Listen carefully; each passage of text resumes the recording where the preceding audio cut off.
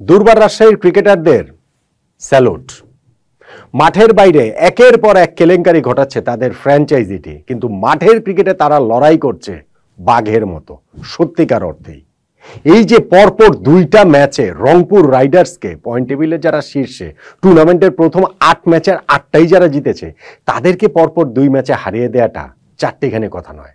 Specially আজকের এই ম্যাচটার কথা যদি ভাবেন, যেইখানটাতে বিপিএল এর এইবারের সকল কেলেঙ্কারি ছাপিয়ে গিয়ে দুর্বার রাজশাহীর বিদেশি ক্রিকেটাররা ম্যাচ খেলতে অস্বীকৃতি জানিয়েছেন, যার প্রেক্ষাপটে চাইলে বিপিএল গভর্নিং কাউন্সিল, বিপিএল এর টেকনিক্যাল কমিটি অনুমোদন না দিলেই তো হতো, তাহলে হচ্ছে গিয়ে এই ম্যাচটাতে রাজশাহীর বিপক্ষে রংপুরকে এমনিতেই বিজয়ী তারা ঘোষণা করতে পারত। কেননা ন্যূনতম 2 জন বিদেশি ক্রিকেটার একাদশে রাখার বাধ্যবাধকতা এই বিপিএল এর যে বাইলস সেখানটাতে রয়েছে। ওইটাও তো দুর্বার রাজশাহী করতে পারেনি, বিদেশি ক্রিকেটারদের তারা পেমেন্ট দিতে পারেনি, তারা মাঠে নামেনি। এই অবস্থায় মাঠে নেমে রাজশাহীর ক্রিকেটাররা এনামুল হক বিজয়, তাসকিন আহমেদ, মৃত্যুঞ্জয় চৌধুরী, জিসান আলমরা ম্যাচ জিতে যাবেন, এটা ভাই আপনি অন্য সবকিছু একপাশে সরিয়ে রাখলে এটা আসলে রূপকথার চেয়ে, ক্রিকেটেও রূপকথার চেয়ে কোনো অংশে কম না। ম্যাচের শেষে দুর্বার রাজশাহীর ক্রিকেটাররা যেভাবে হার্ডেল করে, যেভাবে সবাই মিলে একসঙ্গে উল্লাস করছিলেন, তাতে মনে হয়েছিল হয় তারা শিরোপা জিতে গেছেন অথবা তারা প্লে অফে উঠে গেছেন। কিন্তু সত্যিকার অর্থে এই ম্যাচের আবহে দুর্বার রাজশাহী ক্যাম্পটায় এমন গুমোট অবস্থা ছিল, এমন মেঘ জমেছিল, এমন বিতর্কের কালো মেঘ জমেছিল, সেইখান থেকে মাঠের ক্রিকেটের এই জয়টার মূল্য কোনো অংশেই প্লে অফে ওঠার চেয়ে কম নয়। আর প্লে অফে ওঠার সম্ভাবনাও তো তাদের রয়েছে, দারুণভাবেই তো তাদের এখন রয়েছে। কেননা 11টা ম্যাচ শেষে দুর্বার রাজশাহীর পঞ্চম জয়ে 10 পয়েন্ট হয়ে গেল। লাস্ট ম্যাচটা তাদের বাকি রয়েছে সিলেট স্ট্রাইকার্সের বিপক্ষে, এবং সেই ম্যাচটা তো তারা যদি জিতে যায়, পরপর 2 ম্যাচে তারা হারিয়ে দিয়েছে রংপুর রাইডার্সকে, সিলেট স্ট্রাইকার্সের বিপক্ষে জেতারই কথা।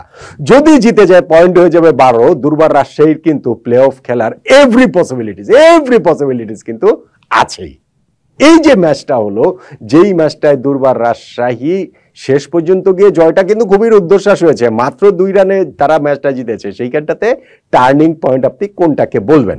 দেখেন, আমি যদি একদম শেষ থেকেই শুরুটা করি, লাস্ট ওভারটার হিসাবটা যদি আপনি ধরেন যে 25 রান প্রয়োজন, স্ট্রাইকে মোহাম্মদ সাইফুদ্দিন, বল হাতে তুলে দেওয়া হয়েছে জিসান আলমের, অফ স্পিনার। জিসানের করা প্রথম 2টা বল থেকেই সাইফুদ্দিন 2টা ছক্কা মারলেন, তার মানে হিসাবটা গিয়ে দাঁড়ালো 6 বলে 25 থেকে 4 বলে 13 রান।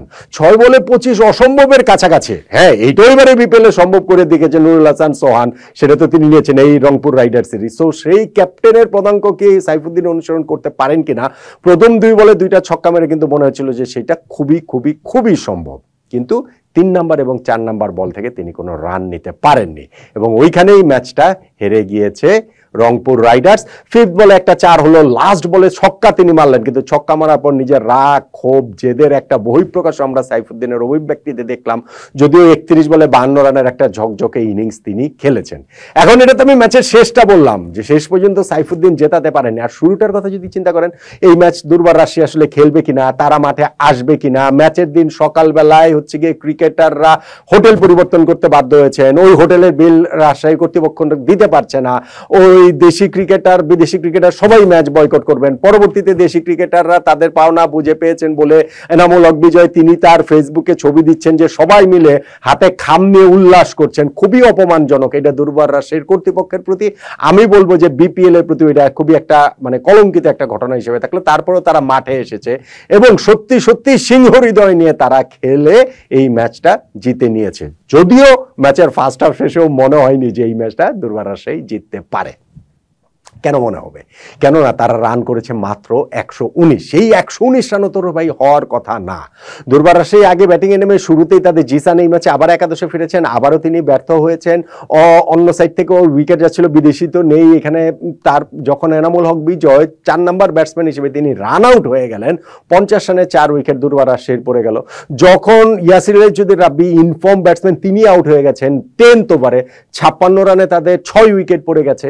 দুর্বার রাজশাহীর ক্রেডিট হচ্ছে গিয়ে এই 56 রানে 6 উইকেট পড়ার পরও তারা বাকি 10টা ওভার পুরো খেলতে পেরেছে। ওই 10 ওভারে তারা আরো 63 রান নিতে পেরেছে। সানজামুল 24 রান করেছেন, তাসকিন 13 রান করেছেন, ওইখান থেকে আকবর আলী 19 রান করেছেন। এই ছোট ছোট সংগ্রহগুলো মিলে 119 পর্যন্ত তারা যেতে পারে। জয়ের জন্য সেটা গুড এনাফ হবে না, বরং দুর্বার রাজশাহীর এইখানটাতে তাদের এই ছন্ন ছাড়া ব্যাটিংয়ে ওই মাঠের বাইরের ঘটনাগুলোর প্রভাব এগুলো নিয়েও আলোচনাটা ইনফ্যাক্ট হওয়াটা খুবই স্বাভাবিক ছিল। কিন্তু বোলিং ফিল্ডিংয়ে তারা যা করলো স্পেশালি শুরুতে, সেইটা আসলে অ্যামেজিং। রংপুর রাইডার্সকে একেবারে তারা হতভম্ব করে দিয়েছে। তাসকিন আহমেদ ফার্স্ট ওভারটাতে তিনি উইকেট পেয়েছেন স্টিভেন টেলরের, তারপরে সাইফ হাসানের উইকেট সেকেন্ড ওভারে মৃত্যুঞ্জয় তুলে নিলেন। পাওয়ার প্লে লাস্ট ওভারটাতে মৃত্যুঞ্জয়কে আবার বোলিংয়ে আনা হলো এবং মৃত্যুঞ্জয় এই ওভারে জোড়া উইকেট শিকার করলেন। সৌম্য সরকার এবারে বিপিএলে প্রথমবার যিনি খেলতে নেমেছেন, এবং শেখ মাহেদি হাসান। আর যখন পাওয়ার প্লের মধ্যেই 23 রানে 4 উইকেট রংপুর রাইডার্সের চলে গেল, দ্রুতই সেটা হয়ে গেল 30 রানে 6 উইকেট। মৃত্যুঞ্জয় আরও একটা উইকেট ওদিক থেকে তিনি তুলে নিয়েছিলেন, হচ্ছে গিয়ে নুরুল হাসান সোহানের ক্যাপ্টেন, তিনি ফাইন লেগে পুল করতে গিয়ে ফাইন লেগে ক্যাচ দিয়ে আউট হয়ে গেছেন। আর যখন ইফতেখার আহমেদ আউট হয়ে যান ওইখানটাতে, তখন কিন্তু তাদের অবস্থা ওই যে 30 রানে 6 উইকেট হারিয়ে রংপুর রাইডার্সের কাছে তখন ওই 119 রানই অনেক বড় রান। কিছুক্ষণ পরে হচ্ছে গিয়ে খুশদিল শাহ পাকিস্তানি রিক্রুট, তিনিও আউট হয়ে গেছেন। তিনি আউট হওয়ার পর যে হিসাবটা ছিল কত 44-46 রানে 49 রানে পড়েছে হচ্ছে গিয়ে এই 7 নাম্বার উইকেট। তাহলে হচ্ছে গিয়ে তাদের হাতে ছিল আর 44টা বল, ওই 44 বলের মধ্যে আরো প্রায় 71 রান করতে হতো জেতার জন্য রংপুর রাইডার্সকে। সো রংপুর রাইডার্স ওই অবস্থা থেকে ম্যাচ জিততে পারে সেটা ভাবা যায়নি। সাইফুদ্দিন তাদেরকে ওই জয়ের কাছাকাছি নিয়ে গিয়েছিলেন। 5 ওভারে 56 রান লাগবে, 3 ওভারে 45 রান লাগবে, ওইখান থেকে হচ্ছে গিয়ে ওই যে 2 ওভারে লাগবে 37 রান। ওই ওভারটা থেকে তাসকিনের ওভারটা থেকে 3টা বাউন্ডারি হলেও তিনি ব্রেক থ্রুটা দিয়েছেন, উইকেটটা ওইখানটাতে তিনি তুলে নিয়েছিলেন রাকিবুলের। কিন্তু সাইফুদ্দিন তো ছিলেন লাস্ট ওভারে 25 রান, এবং সেই 25 রানের নাটকীয়তা কি হলো সেই আলোচনাটা তো শুরুতেই আসলে করলাম। এখন তাহলে এই ম্যাচে দুর্বার রাজশাহী আর রংপুর রাইডার্স হিসাবটা কি? রংপুর রাইডার এই ম্যাচটা মানে ওভারঅল যদি বলি, রংপুর রাইডার্স 8 ম্যাচে 8 জয়ে 16 পয়েন্ট ছিল। রংপুর রাইডার্স 10 ম্যাচ শেষেও সেই 16 পয়েন্টেই তারা রয়ে গেছে। এখনো তাদের হিসাব ওইটাই যে শেষ 2টা ম্যাচের একটা ম্যাচ জিততে পারলে তারা টপ 2-তে থাকাটা নিশ্চিত হবে। সেটা মোরলেস নিশ্চিতই, সেটা আমরা আসলে বলতে পারি। না জিতলেও হয়তো বা সেটা নিশ্চিতই হয়ে যাবে। আর দুর্বার রাজশাহী তারা 11 ম্যাচ শেষে 10 পয়েন্ট। এখন লাস্ট ম্যাচ সিলেট স্ট্রাইকার্সের বিপক্ষে তারা যদি জেতে তাহলে তাদের পয়েন্ট হয়ে যাবে 12 পয়েন্ট। প্লে অফে খেলার এভরি পসিবিলিটিস তখন এই দুর্বার রাজশাহীর তৈরি হয়ে যাবে। সেই জায়গাটাতে যে গেল দুর্বার রাজশাহী, তাতে এই ম্যাচটাতে টার্নিং পয়েন্ট কোনটা সেটা আমি বলছিলাম। এটা কি টার্নিং পয়েন্ট আপনি লাস্ট ওভারের যে 3 নম্বর 4 নম্বর বল সাইফুদ্দিন রান নিতে পারলেন না জিসান, সেটাকে বলবেন মানে সেটা গুরুত্বপূর্ণ ভাই। তা প্রথম 2 বলে ছক্কা মেরেছেন, শেষ 2 বলে 4-6 মেরেছেন, সো ওই 2টা ডট বল তো গুরুত্বপূর্ণ ও এক হিসাবে। আপনি কি এটা বলবেন যে তাদের 56 রানে 6 উইকেট পড়ে যাওয়ার পরও শেষ 10টা ওভার তারা খেলে ওইখানটাতে স্কোরটাকে 119 পর্যন্ত নিয়ে গেছে সানজামুল, তাসকিন, আকবর আলীদের ব্যাটিংয়ে, সেটাকে বলবেন টার্নিং পয়েন্ট? আমার কাছে টার্নিং পয়েন্ট আসলে হচ্ছে গিয়ে তাদের বোলিংয়ের শুরুটা, যখন 30 রানে 6 উইকেট তারা তুলে নিয়েছে রংপুর রাইডার্সের। ওই স্পেশালি মৃত্যুঞ্জয় চৌধুরী যেই বোলিং করেছেন, তার ওই যে প্রথম 3 ওভারে তিনি হচ্ছে গিয়ে 4টা উইকেট তুলে নিয়েছেন। মৃত্যুঞ্জয়ের ওই বিধ্বংসী বোলিং সঙ্গে হচ্ছে গিয়ে অন্যান্যদের সাপোর্ট, তাসকিনদের সাপোর্ট মিলিয়ে হচ্ছে ওই 30 রানে 6 উইকেট যে তারা তুলে নিয়েছে রংপুর রাইডার্সের, ওইটাই এই ম্যাচটা দুর্বার রাজশাহীকে শেষ পর্যন্ত 2 রানে জিতিয়ে দিয়েছে। ওই 30 রানে 6 উইকেট নেওয়াটাই আমার কাছে তাই টার্নিং পয়েন্ট।